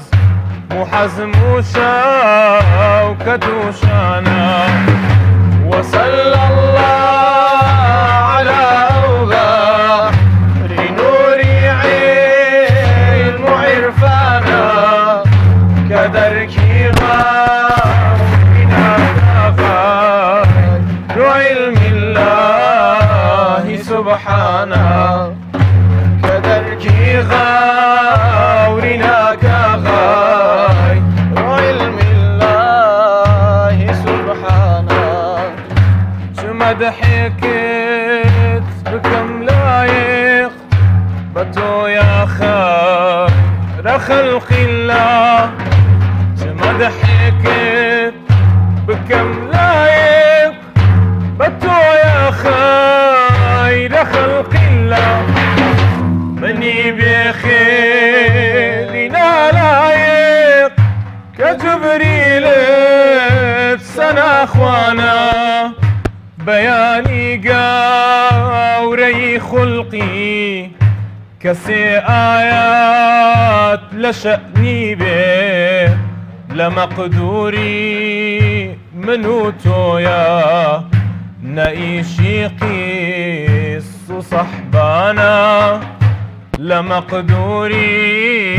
منو تويا نعيشي قيس صحبانا وصلى الله على أوباح لنوري علم وعرفانا كدركي غاورنا كغير علم الله سبحانه كدركي غاورنا كغير علم الله سبحانه یاخوا دەستان خۆش بێت دەمتانە خۆش بێت بەڵام زۆر بەداخەوە کاتی بەرنامەکەمان تەقفڵ بوو تەواو بووین یاخوا گەورەتان کردین و درود بۆ ڕۆحی هەردوو شاعری گەورە هەم بێخود کە ئەمڕۆ ساڵیادێکیوە مەحریش کە خاوەنی ئەو قەسیدە هەرە مەزن و باڵایە کە پێی وایە لە قەسیدەی بوردە لە پێشترە و دەینێرێتە خزمەتی پێغەمبەر و سەروەری هەموو پێغەمبەران یاخوا بەخێر بێن دەستان خۆش بێ هەمیشە لە برە و کاری جوان و بەردەوامیە بتان بینین انشاءالله و دەستیەوەی خۆ عزیز و خۆشەویستیش خۆشەوە دەفژەنە ئازیزانە کۆتا قسەتان زۆر بەکورتی سپاسانەکەی سپاسانەکەی کە میوانداریتان کردین و هیواداری نێمەش بتوانین زیاتر لە خزمەتی ئەو خەڵکە خۆشەویستەمانە بین زۆر بەخێر بێن ئینشاءالله زۆر سپاس زۆر سپاس ئێستا بەڵێ بینەرانی عزیز و خۆشەویست پرۆگرامی ئەمڕۆمان بە کۆتا گەیشت تا سبەینێ پێتان شادەبینەوە بەخوای گەورە و باڵا دەستانە سپێرین خواتان خواتان لەگەڵ